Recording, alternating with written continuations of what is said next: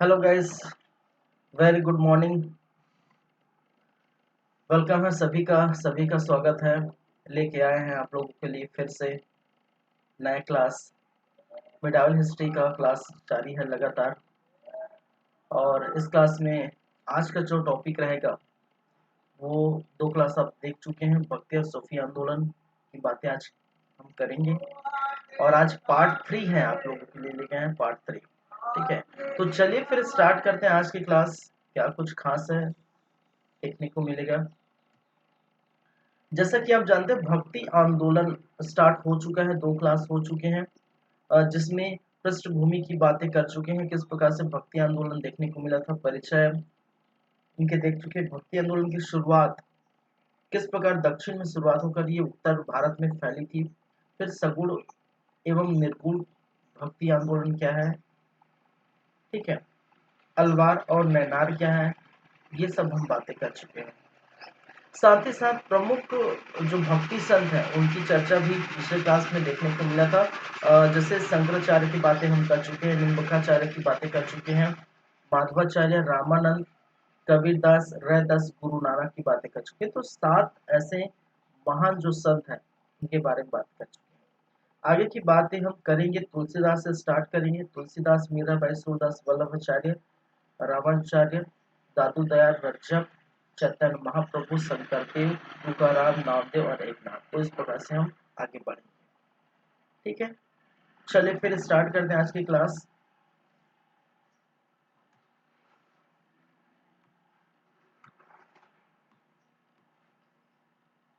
तो 8वें नंबर की हम बात करेंगे, वो है तुलसीदास।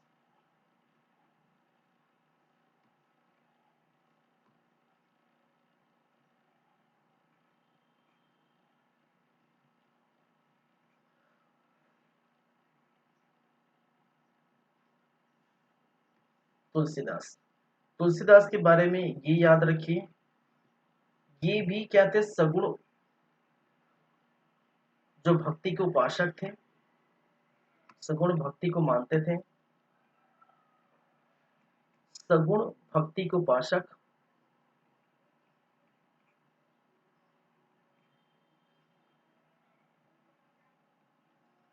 पहली बात इनकी, दूसरी बात है ये समकालीन थे भाई साहब। समकालीन, किनके समकालीन थे ये याद रखिए, अकबर के समकालीन थे। इनके अकबर के समकालीन थे।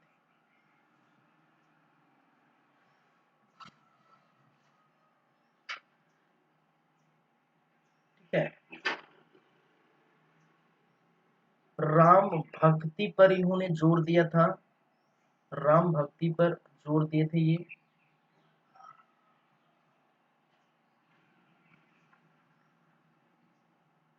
नेक्स्ट, इन्होंने शैव एवं वैष्णव धर्म के बीच, वैष्णव धर्म के बीच एकता स्थापित करने का श्रेय इनको जाता है। एकता स्थापित किए थे।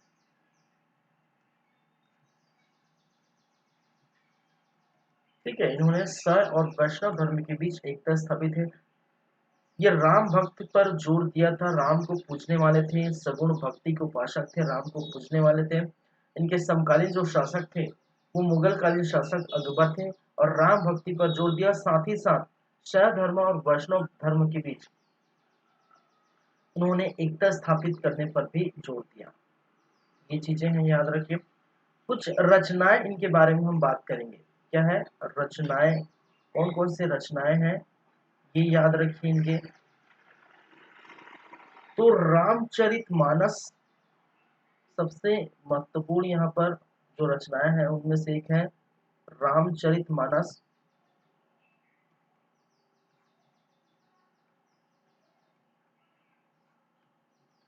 दोहावली,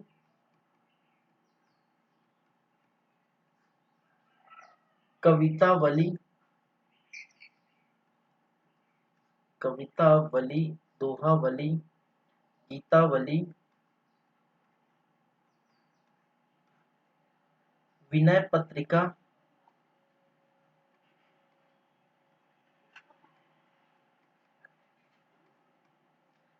हनुमान चालीसा,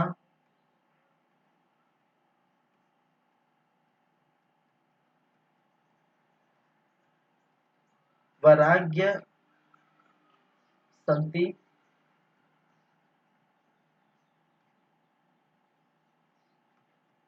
संदीपनी, वैराग्य संदीपनी, पार्वती मंगल, पार्वती मंगल, जानकी मंगल,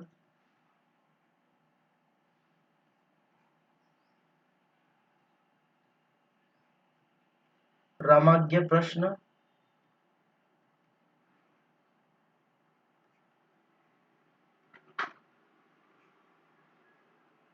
श्री कृष्ण गीतावली, श्री कृष्ण गीतावली, गीतावली, इतनी सारी इनकी क्या है रचनाएं हैं, ये याद रखिए। ठीक है, लिख लेते हैं कुछ और। इनके गुरु आचार्य रामचंद्र, आचार्य रामचंद्र जी है, और महर्षि वाल्मीकि का अवतार मानते हैं इनको। महर्षि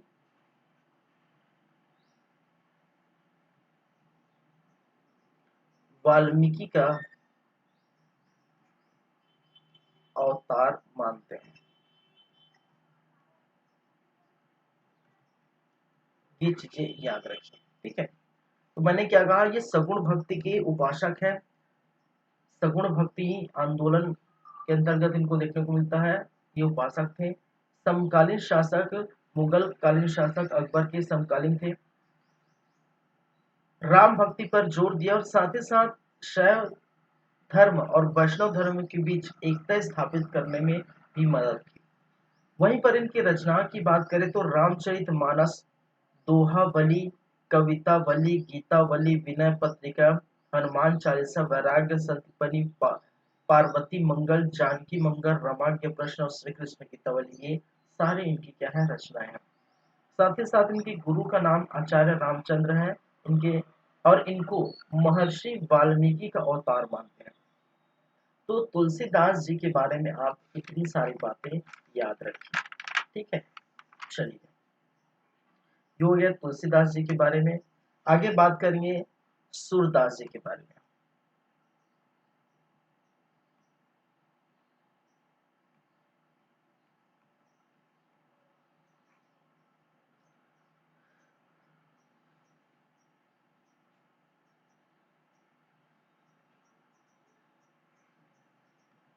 चलिए, इनके बारे में क्या है भाई साहब, इनका वर्ष या समय की बात की जाए, कहने का मतलब जन्म और मृत्यु के समय की बात की जाए, तो 1478 से 1583 ईस्वी, ये इनके जन्म का समय है और ये इनके मृत्यु का समय है। ठीक है, ये चीजें याद रखें इनके बारे में। दूसरी बातें, ये सगुण धारा के कृष्ण मार्गी शाखा के संत है। ठीक है, सगुण धारा के भी ये भी संत है, सगुण धारा के संत है, ये संत माने गए हैं। और ये कृष्ण मार्गी, कृष्ण मार्गी शाखा के संत हैं।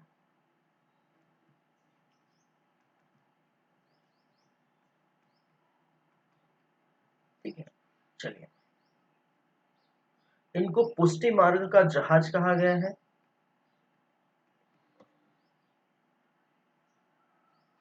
इनको पुष्टि मार्ग का जहाज कहा गया है।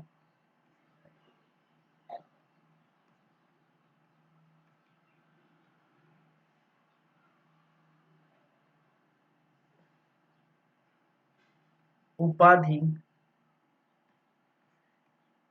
महाकवि की उपाधि, महाकवि, इनका नाम लिया जाता है महाकवि सूरदास।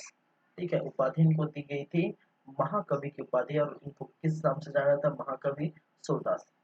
इनकी रचनाएं देख लेते हैं। रचनाएं,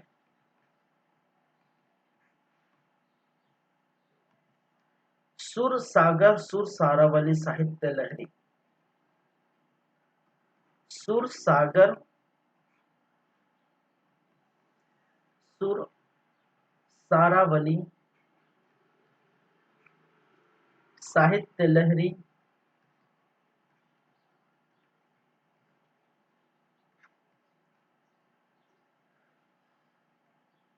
ब्याहलो, नागलीला,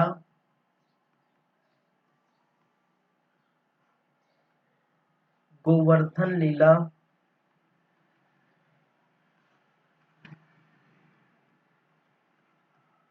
भागवत, नल दमयंती, नल दमयंती, ये इनकी क्या है? रचनाएं है। ठीक है, तो मैंने क्या कहा भाई, इनका जो है जन्म हुआ था आगरा में। ठीक है, इनका जन्म कहाँ हुआ था? आगरा में, और 1478 में इनका जन्म हुआ था, मृत्यु 1583 ईस्वी में। ये सगुण धारा के संत कहलाए। ठीक है, और मैंने कहा था सगुण धारा और निर्गुण धारा का मतलब है क्या है? सगुण धारा कहने का मतलब है जब ईश्वर को आप किसी मूर्त के रूप में पूछते हैं, ईश्वर की आकृति चित्र बना के पूछते हैं, तब हम क्या कर सकते हैं? सगुण धर्म के। ठीक है, निर्गुण धर्म कहने का मतलब जब ईश्वर को के निराकार आकार में पूछते हैं, कहने का मतलब बिना आकार के। ठीक है, ये साथ ही कृष्ण मार्ग की शाखा के संत थे, इनसे संबंधित रहते हैं।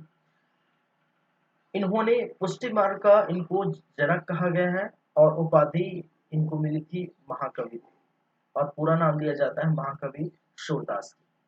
रचनाएं देखने को मिलेगा, सुर सागर सुर सारावली साहित्य लहरी, दहलो, नाग लीला, गोवर्धन लीला, भागवत और नल दमयंती। ठीक है, ये चीजें इनके बारे में याद रखिए। ठीक है, चलिए आगे बढ़े। नेक्स्ट बारे में हम बात करेंगे 10वें नंबर की, वो है मीराबाई। क्या है भाई साहब? मीराबाई।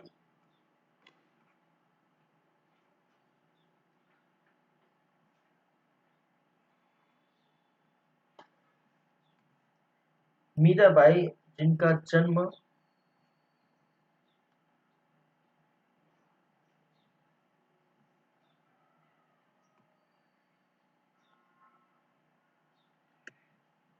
1498 में देखने को मिला था, और इनकी मृत्यु 1546 ईस्वी में हुआ था। ये दो चीज याद रखिए। तीसरी बात, ये मेवाड़ शाखा राणा सांगा, मेवाड़ शासक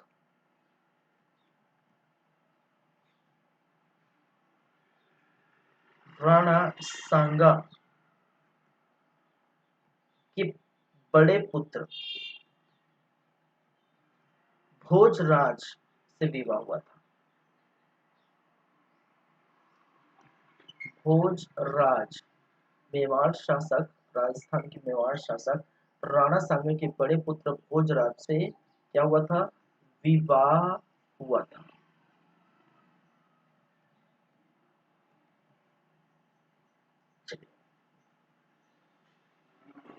ये कृष्ण को कृष्ण को अपना प्रेमी या पति मानते थे।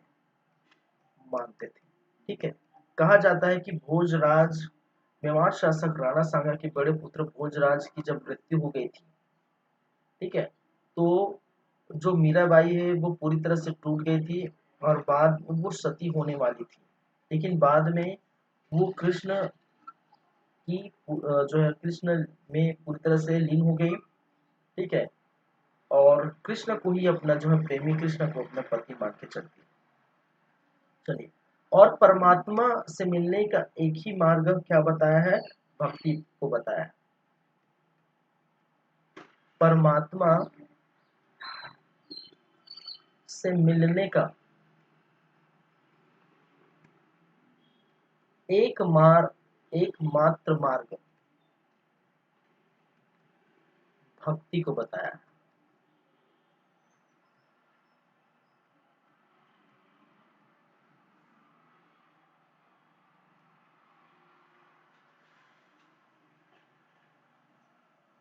इनकी रचना पदावली पदावली एक प्रकार की भक्ति गीत है, भक्ति गीत है, ठीक है। पदावली एक प्रकार की क्या है? भक्ति गीत है। इनकी इन्होंने क्या की थी? रचना की थी, ठीक है। तो ये 10वें नंबर की बात हम कर चुके हैं। तो जन्म 1498 ईस्वी में, मृत्यु 1546 ईस्वी में। मेवाड़ शासक राणा सांगा के बड़े पुत्र भोजराज से विवाह हुआ था। भोजराज की मृत्यु के बाद ये सती होना चाहते थी, लेकिन बाद में कृष्ण को अपना प्रेमी मान के चली थी। इनको पूछती थी, उनके ही जो है यादों में खोई रहती थी, एक तरह से बोल सकते हैं प्रेमी की तरह। परमात्मा से मिलने का एकमात्र मार्ग जो है भक्ति को इन्होंने बताया है, साधन जो है भक्ति को बताया है। रचना जो है पद्मावली, सॉरी, पदावली जो भक्ति गीत है, ये इन्होंने रचना की, ठीक है। चलिए, फिर बढ़ते हैं आगे। आगे हम बात करेंगे वल्लभाचार्य की, ठीक है। वल्लभाचार्य, देखिए ये सारी चीजें समझाने वाली चीजें मैं समझा देता हूँ यहाँ पर, और कोई चीज ऐसे समझाने वाली नहीं है, तो इसको आपको क्या करना है? याद करना है, ठीक है। सिंपली, चलिए, इनका जन्म की बात करें 1489 ईस्वी, और मृत्यु 1531 ईस्वी के आसपास हुआ था। कृष्ण के उपासक कहे जाते हैं ये। कृष्ण के क्या थे भाई साहब? कृष्ण के उपासक कहे जाते हैं।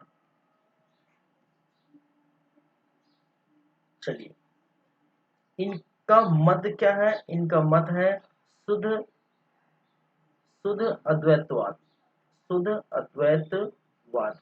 मैंने कहा था कि ये जो है मत या सिद्धांत या संतों के द्वारा जो बनाए गए संप्रदाय का लिस्ट मैं लास्ट में एक साथ दूंगा, ठीक है। तो पहले आप ये देख लीजिए।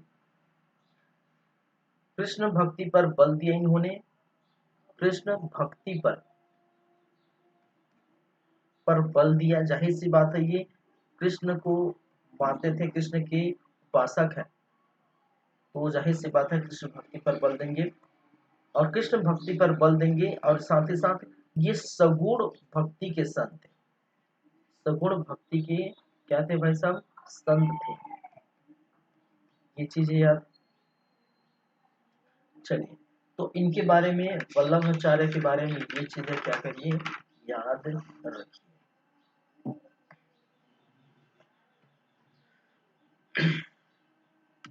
नेक्स्ट चलते हैं, 12वें नंबर में हम बात करेंगे रामानुजाचार्य। क्या है? रामानुजाचार्य।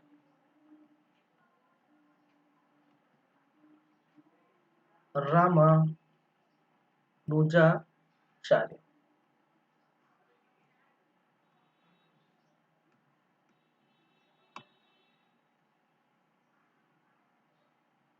चलिए, रामानुजाचार्य जिनका जन्म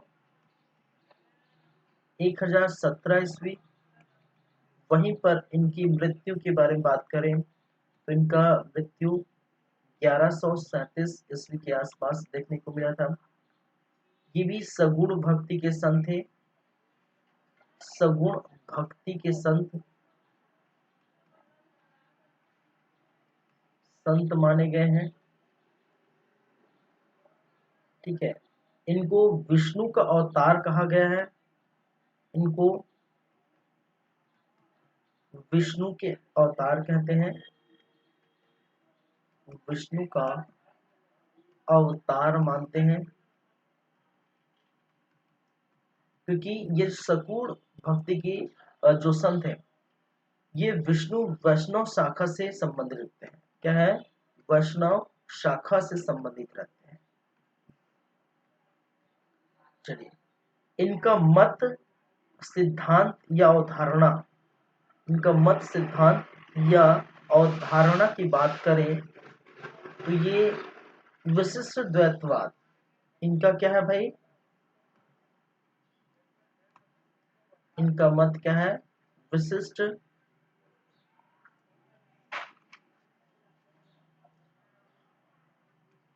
द्वैतवाद।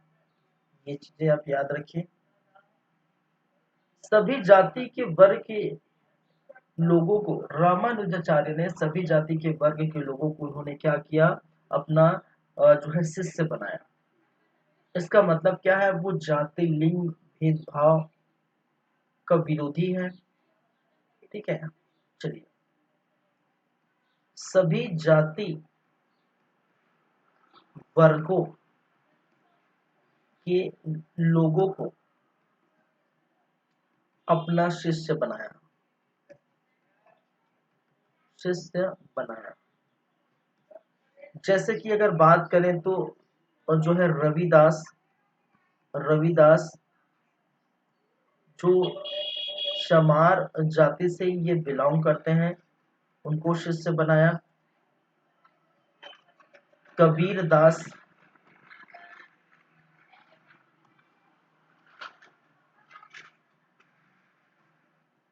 जो जुलाहा थे,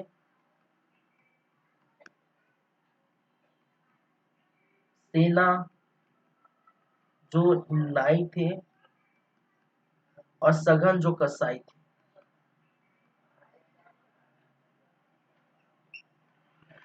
जो कसाई थे, तो इनको क्या किया? अपना शिष्य बनाया। ठीक है, चलिए, तो रामानुजाचार्य के बारे में ये सारी बातें आप क्या करिए? याद रखिए। ठीक है, चलिए,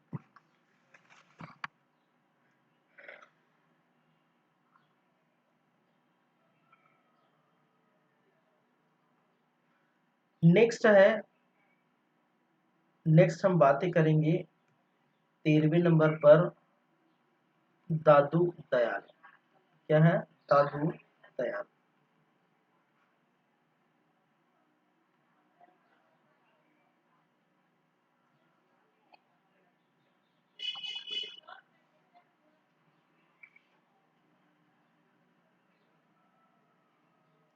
दादू दयाल के बारे में याद रखिए, ये निर्गुण भक्ति से संबंध रखते हैं।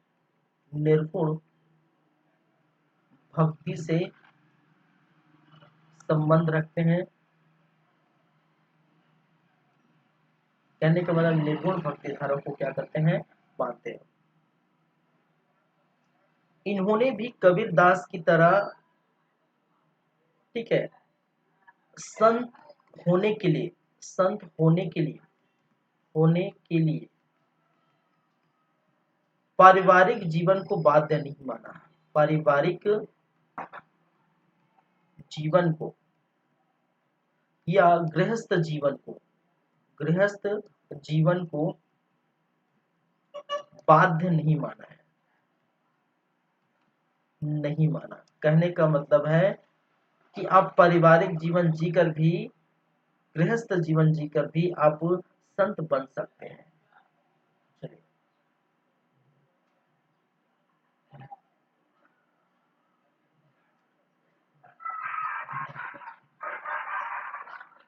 चलिए, दादू की रचनाएं की बात की जाए तो एक है हरडेवानी। हरडेवानी, और ये रचनाएं जो लिखने वाले इनके शिष्यों ने ही इनकी रचनाएं लिखी हैं। शिष्य द्वारा, ठीक है।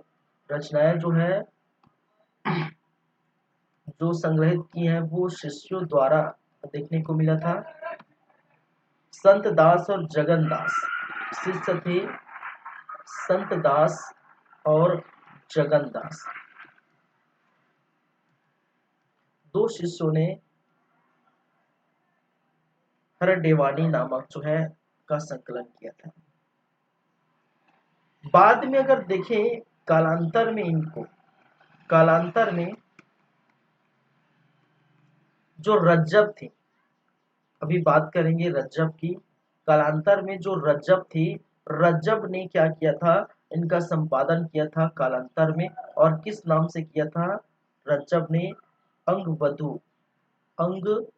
वधु के नाम से इन्होंने कालांतर में इनकी जो रचना है उनका संपादक देखने को मिला था। ठीक है, तो इतनी सारी बातें आपको इनके बारे में याद रखनी है, दादू दयाल के बारे में। चलिए आगे बढ़ते हैं, बात करते हैं नेक्स्ट।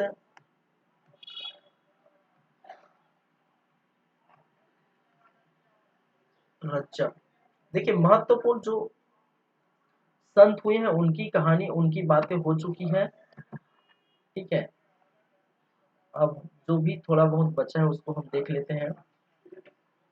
रज्जब की बात करेंगे, ये दादू दयाल के शिष्य थे।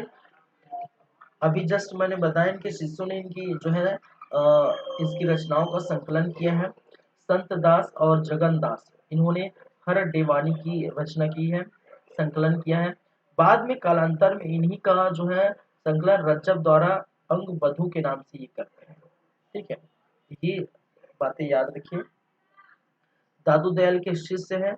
इनकी रचनाएं की बात की या रचना की बात की जाए तो रजब बानी, क्या है भाई साहब, रज्जब बानी।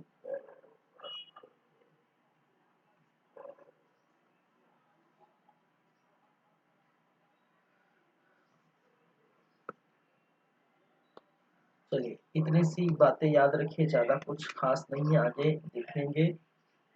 चैतन्य महाप्रभु, चैतन्य महाप्रभु। चलिए चैतन्य महाप्रभु के बारे में, इनका जन्म की बात की जाए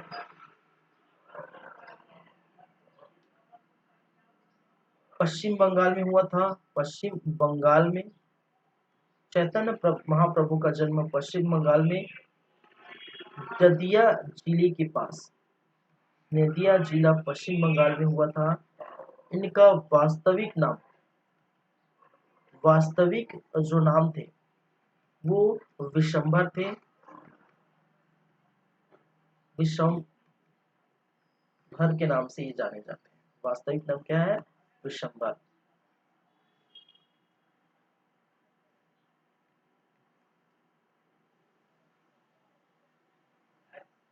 मूर्ति पूजा के विरोधी थे, मूर्ति पूजा के क्या माने जाते हैं, विरोधी माने जाते हैं, विरोधी थे भाई साहब, याद रखिए ये।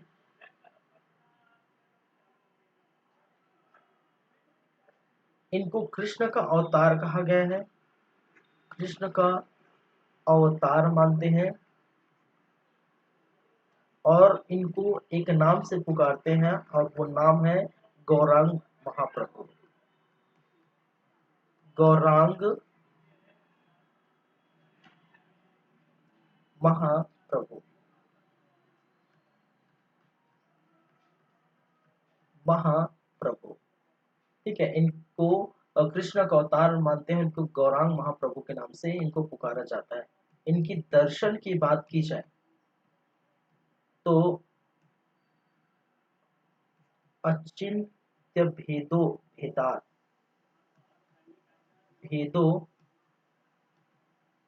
भेदवाद, अचिंत्य भेदवाद।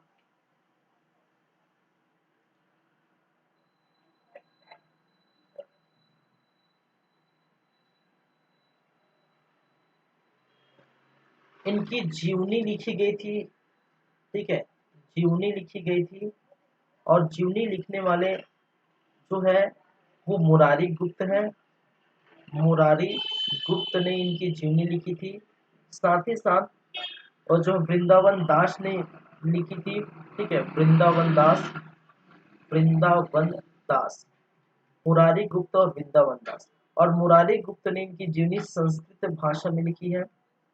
और वहीं पर वृंदावन दास ने बांग्ला भाषा में लिखी है, ठीक है, बंगाली भाषा में, बांग्ला भाषा में लिखी है, ठीक है, ये याद रखें। इनकी यहाँ पर लिख देता हूँ मैं, रचना की बात करें तो इनकी रचना है चैतन्य चरितामृत। चैतन्य चरितामृत, ठीक है। तो जन्म पश्चिम बंगाल में हुआ था, नदिया जिला के पास। वास्तविक नाम विशंबर थे भाई साहब, याद रखिए ये चीजें। मूर्ति पूजा के विरोधी थी, मूर्ति पूजा का खंडन किया इन्होंने। कृष्ण का अवतार, इनके शिष्यों ने इनको कृष्ण का अवतार मानते हैं। इनके शिष्यों द्वारा ये कृष्ण का अवतार माने गए थे। और साथ ही साथ इनको एक नाम दिया गया था, और उनका नाम क्या था? गौरांग महाप्रभु। क्या है? गौरांग महाप्रभु। इनके दर्शन की बात करें तो अचित भेदो भेदवाद, क्या था वैसा? अचित्य भेदो भेदवाद। और जीवनी लिखी थी मुरारी गुप्त के द्वारा, ये जीवनी लिखी गई थी इनकी, इनकी चैतन्य महाप्रभु की। और जीवनी जो है वो संस्कृत भाषा में लिखी गई थी।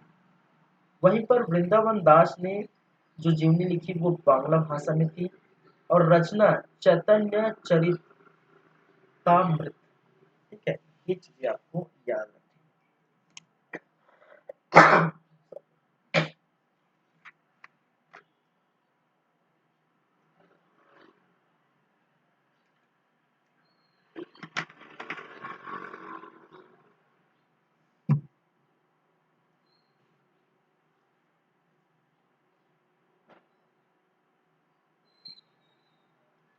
ठीक है, आगे बढ़ें। चलिए आगे बढ़ते हैं। आगे और क्या क्या बातें हैं भाई वो देख लेते हैं। ये 15वें नंबर पर, 16वें नंबर पर हम देखेंगे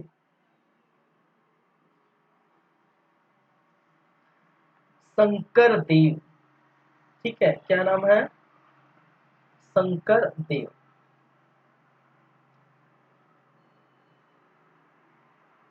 शंकर देव ये निवासी कहाँ थे? निवासी कहाँ थे भाई?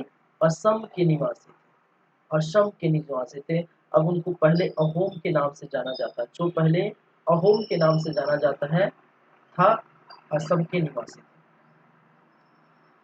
वैष्णव धर्म को मानने वाले थे। वैष्णव संप्रदाय से जुड़ाव था।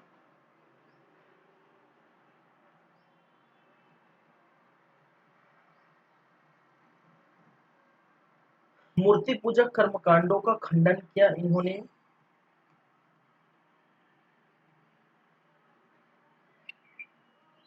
मूर्ति पूजा एवं आडंबर कर्मकांडों का खंडन किया इन्होंने। इनका विरोध जताया। ये असम के चैतन्य कहे गए हैं। असम के क्या कहे गए भाई? असम के चैतन्य कहे गए हैं। असम के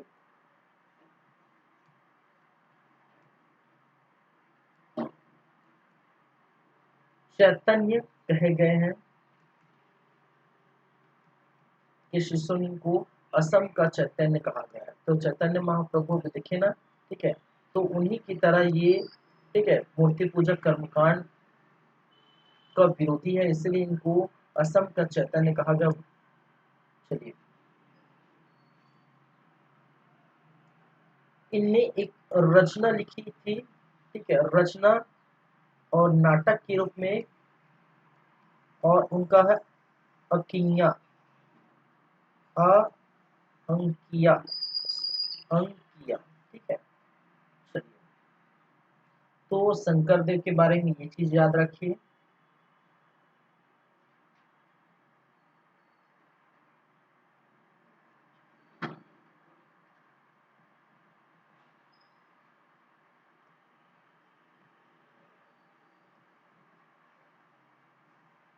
चलिए नेक्स्ट है शंकर देव के बाद नेक्स्ट हम बात करेंगे, वो है नामदेव। क्या है भाई साहब? नामदेव। नामदेव के बारे में कहा जाता है कि ये रामानंद के शिष्यों के समकालीन थे। रामानंद के शिष्यों के समकालीन थे, के समकालीन थे। कहने का मतलब कबीर जो है, रविदास है, इनके क्या थे? समकालीन थे।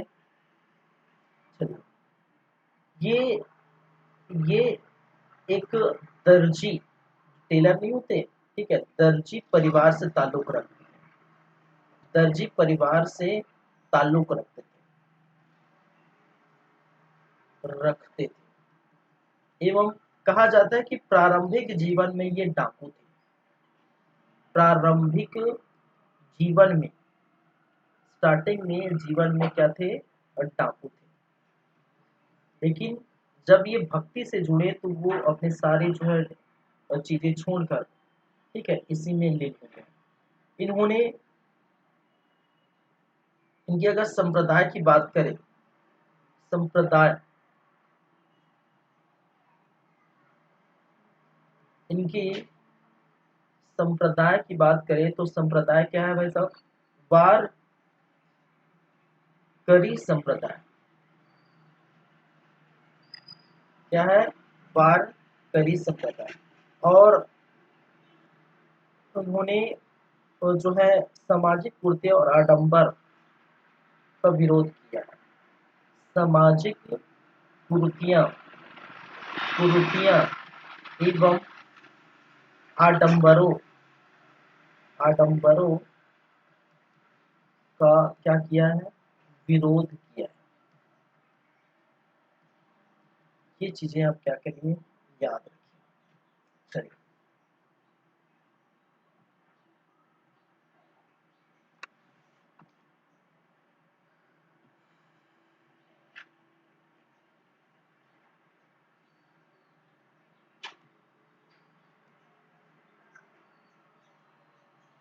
चलिए ये हो गए 17 नंबर के। 18 नंबर पर अगर बात करें तो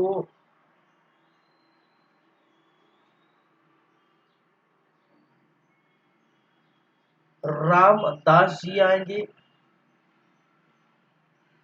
एक और नाम है रामदास। रामदास को बोला जाता है कि ये शिवाजी के समकालीन थे। शिवाजी के क्या थे भाई साहब? समकालीन थे। ये किस शासक के? शिवाजी के समकालीन शासक के थे। रचना, रचना की बात करें तो दास बोध, दास बोध नामक इन्होंने क्या किया है? रचना लिखी। चलिए,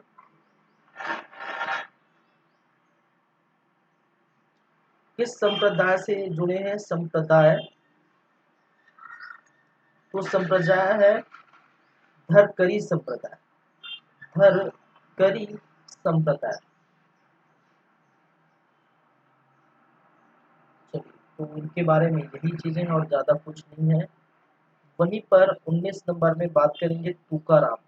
तुकाराम, तो मैं बता देना चाहता हूँ, पहले जो 10-12 देखे वही जो है बहुत इंपॉर्टेंट है। क्वेश्चन वहीं से पूछे जाते हैं 10-12 संतों के बारे में, ठीक है। ये भी तुकाराम जो है, इनकी अगर जाति की बात करें तो ये शुद्ध से बिलोंग करते हैं। और ये समकालीन किसके हैं भाई साहब? समकालीन, ये भी जो है इसी समय के थे, शिवाजी के समकालीन थे, ठीक है। किसके समकालीन थे? शिवाजी के समकालीन थे।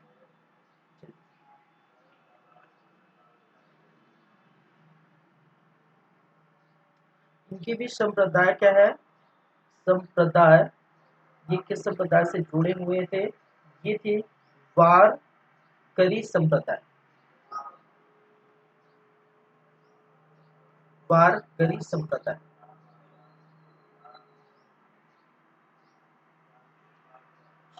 तो बस इतनी सी बातें हैं, ठीक है। इन्होंने हिंदू मुस्लिम एकता पर बल दिया। इन्होंने हिंदू मुस्लिम एकता पर बल दिया, ठीक है, एकता पर क्या किया भाई सब, बल दिया। तो ये सारी चीजें आपको क्या करनी है, याद रखनी। क्लियर है बातें? चलिए, तो सभी चीजें हो चुकी हैं। यहाँ पर जितने हम संतों के बारे में देखना चाहते थे, सभी संतों के बारे में हमने क्या किए, पढ़ लिए, देख लिए। आगे की बात करते हैं।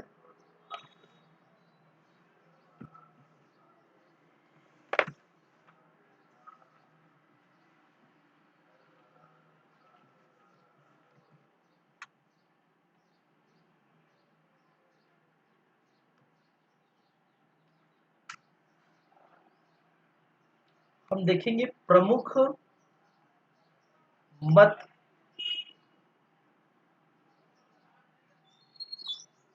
प्रमुख मत एवं उनके प्रवर्तक। प्रवर्तक, आप भले जितना भी पढ़ाया हूँ वो चीज भले याद न रखे, वो आपकी मर्जी, लेकिन ये चीजें जो चीज मैं बता रहा हूँ वो आपको याद रखनी है।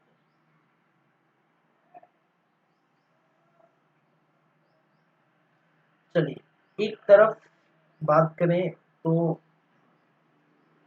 मत कौन कौन से और प्रवर्तक कौन कौन से हैं, ठीक है। तो अद्वैतवाद एक है, ये चीज मैंने बताया था। अद्वैतवाद, अद्वैतवाद का प्रवर्तक कौन है भाई, शंकराचार्य। शंकराचार्य थे। वहीं पर दूसरी बात करें, द्वैतवाद, द्वैतवाद, द्वैतवाद के प्रवर्तक माधवाचार्य।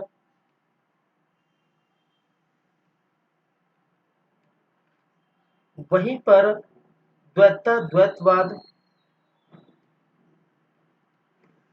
द्वैता द्वैतवाद निम्बार्काचार्य, निम्बार्काचार्य थे। वहीं पर विशिष्ट द्वैतवाद की बात करें, विशिष्ट विशिष्ट द्वैतवाद और विशिष्ट द्वैतवाद रामानुजाचार्य,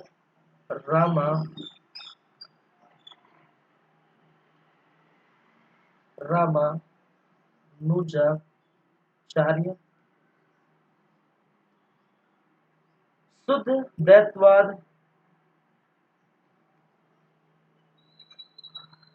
शुद्ध द्वैतवाद,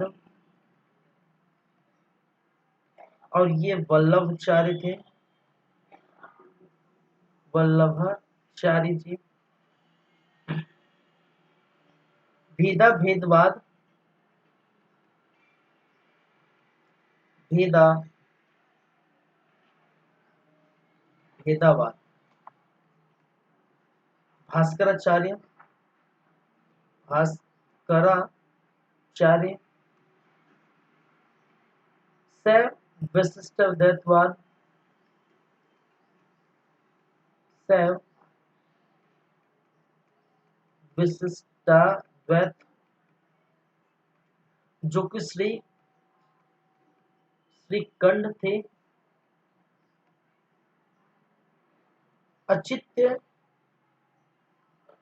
अचित्य भेदा भेदवाद, भेदा भेदवाद बलदेव थे। मैं इस तरफ लिख देता हूँ 9th नंबर में, वीर शैव विशिष्टवाद,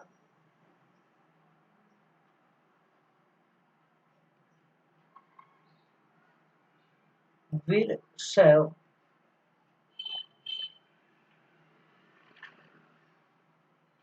विशिष्टाद्वैत। और ये कौन थे, ये थे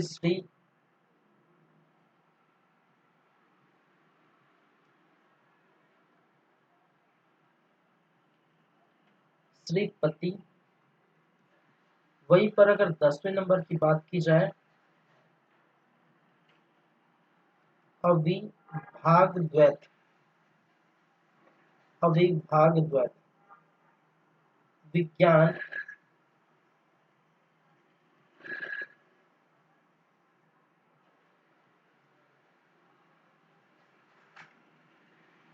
विज्ञान भिक्षु, क्या थे भाई, कौन थे, विज्ञान भिक्षु। ठीक है, चलिए तो ये जो है आप 9-10 जो प्रमुख संत हैं और उनके प्रवर्तक को आप याद रखिए। अद्वैतवाद शंकराचार्य, द्वैतवाद माधवाचार्य, द्वैताद्वैतवाद निर्मकाचार्य, विशिष्ट द्वैतवाद रामानुजाचार्य, शुद्धाद्वैतवाद वल्लभाचार्य, भेदा भेदभाव भास्कराचार्य, श्री विशिष्टाद्वैत श्रीकंठ, और अचित्य भेदा भेदा वो बलदेव ने, वीर शैव विशिष्टाद्वैत श्रीपति ने, और अविभाग द्वैत विज्ञान भिक्षु ने किया था। चलिए तो ये चीजें आपको याद रखनी है।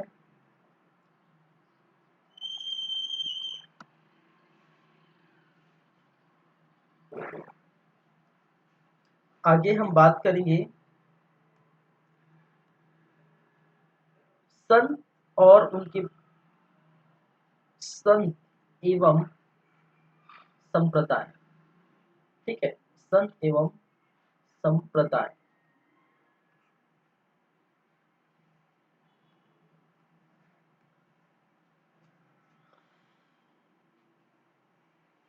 पहले हम बात करेंगे श्री संप्रदाय की। श्री संप्रदाय,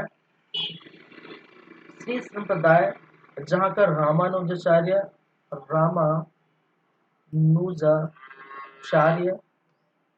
यहाँ के क्या थे भाई, इस संप्रदाय के जो है संत थे।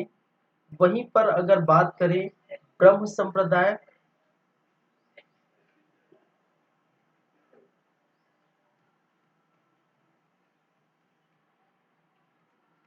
ब्रह्म संप्रदाय माधवाचार्य, लाल पथ संप्रदाय,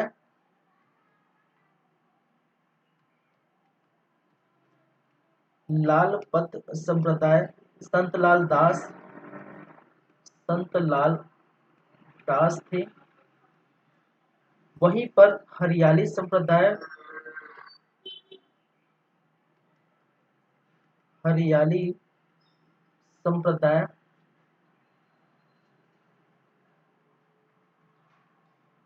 ये माधवाचार्य थे। ये भी क्या है, माधवाचार्य। ठीक है, बाउली संप्रदाय, बाउल संप्रदाय,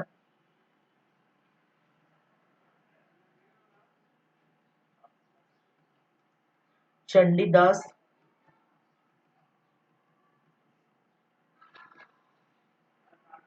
दासकूट संप्रदाय, दासकूट संप्रदाय, पुरंदर दास,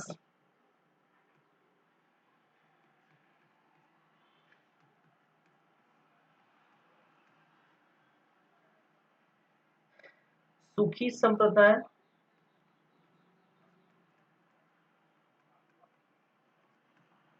स्वामी हरिदास,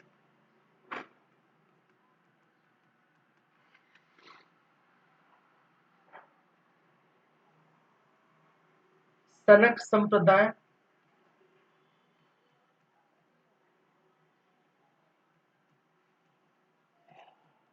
निम्बार्क, निम्बार्क। वहीं पर हम बात करेंगे तो है रुद्र संप्रदाय, रुद्र संप्रदाय,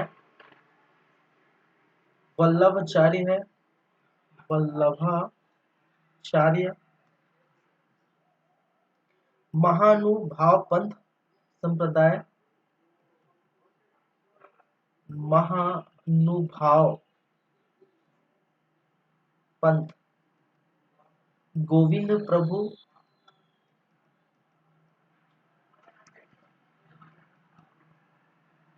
वरकरी संप्रदाय, वरकरी संप्रदाय एकनाथ तुकाराम, इसमें एकनाथ भी है, तुकाराम, तुकाराम, ज्ञानदेव, ज्ञानदेव, ये तीनों किससे संबंधित है? वरकरी संप्रदाय, एकनाथ, तुकाराम और ज्ञानदेव। चलिए,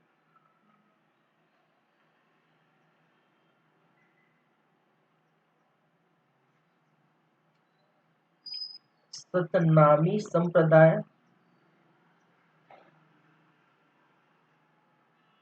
जगजीवन साहब, जगजीवन साहब। आगे बढ़ते हैं 13वें नंबर पर अगर बात करें,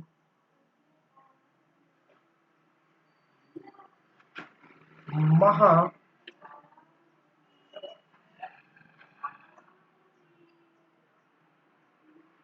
पुरुषी, महापुरुषी संप्रदाय, महापुरुषी संप्रदाय शंकर देव, क्या थे भाई साहब? शंकर देव।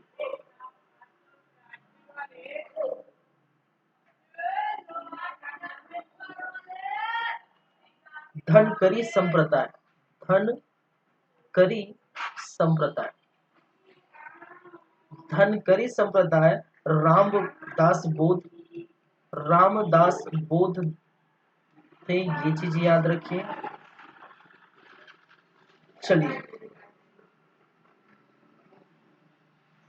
कनी रंजनी संप्रदाय, कनी रंजनी संप्रदाय, कनी रंजनी संप्रदाय निरंजन के थे, निरंजन। चैतन्य पंथ,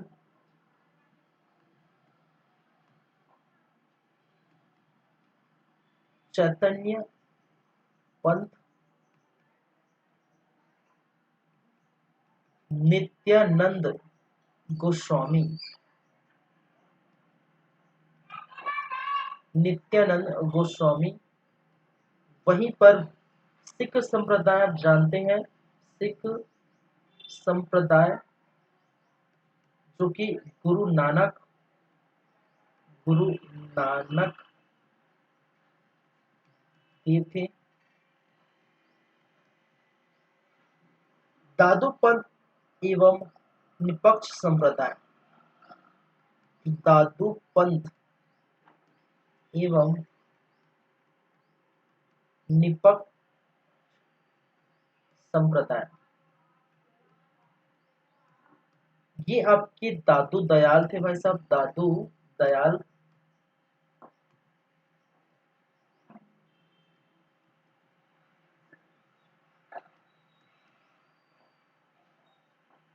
रामवत संप्रदाय, रामवत संप्रदाय, ये रामानंद थे, रामानंद थे।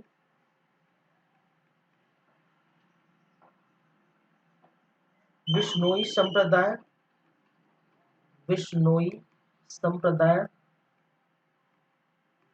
ये जयनाथ थे, क्या है? जयनाथ।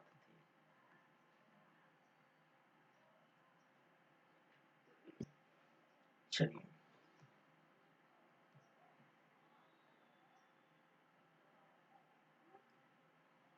हो गया।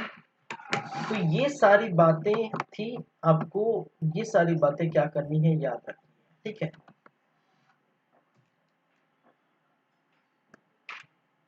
संत, मैं एक बार फिर से पढ़ देता हूँ। प्रमुख संत और प्रवर्तक की बात करें तो अद्वैतवाद शंकराचार्य, द्वैतवाद माधवाचार्य, द्वैताद्वैतवाद निम्बार्काचार्य, विशिष्ट द्वैतवाद रामानुजाचार्य, शुद्ध द्वैतवाद वल्लभाचार्य, वेदा भेदवाद भास्कराचार्य, सर्वश्रेष्ठ श्रीकंठ, ठीक है, अचित्य भेदा भेद जो है बलदेव, श्री जो है वीर शैव विशिष्टाद्वैत श्रीपति द्वारा, अविभाज्य द्वैत विज्ञान भिक्षु द्वारा। वहीं पर संत और उनके संप्रदाय की बात करें तो श्री संप्रदाय रामानुजाचार्य, ब्रह्म संप्रदाय माधवाचार्य, लाल पंथ संतलाल दास, हरियाली संप्रदाय माधवाचार्य, बाउल संप्रदाय चंडीदास दास, कुछ संप्रदाय पुरंदर दास, सुखी संप्रदाय स्वामी हरिदास, सनक संप्रदाय निबाग, रुद्र संप्रदाय वल्लभाचार्य, महानुभाव पंथ गोविंद प्रभु, वरकरी संप्रदाय एकनाथ तुकाराम और ज्ञानदेव तीनों थे। सतनामी संप्रदाय वो जगजीवन साहब थे। महापुरुषी संप्रदाय शंकर देव, धनकरी संप्रदाय रामदास बोध, कवि रंजनी संप्रदाय निरंजन, चैतन्य पंथ नित्यानंद गोस्वामी, सिख संप्रदाय गुरु नानक देव, दादू पंथ एवं विपक्ष संप्रदाय वो दादू दयाल थे। रामवन संप्रदाय रामानंद थे और लास्ट में जो है विष्णुई संप्रदाय जयनाथ थे। तो ये चीजें अगर आप याद करेंगे तो बेटर होगा। बाकी चीजें भले आप क्या कर सकते हैं, भूल सकते हैं, लेकिन ये लास्ट का जो 3 पेज है, फर्स्ट सेकंड और थर्ड, ये चीजें याद करें। एग्जाम में यही आता है और कुछ नहीं आता। ठीक है, एग्जाम में क्या आएगा भाई साहब, यही 3 ही चीज आएंगे और कुछ नहीं आएगा।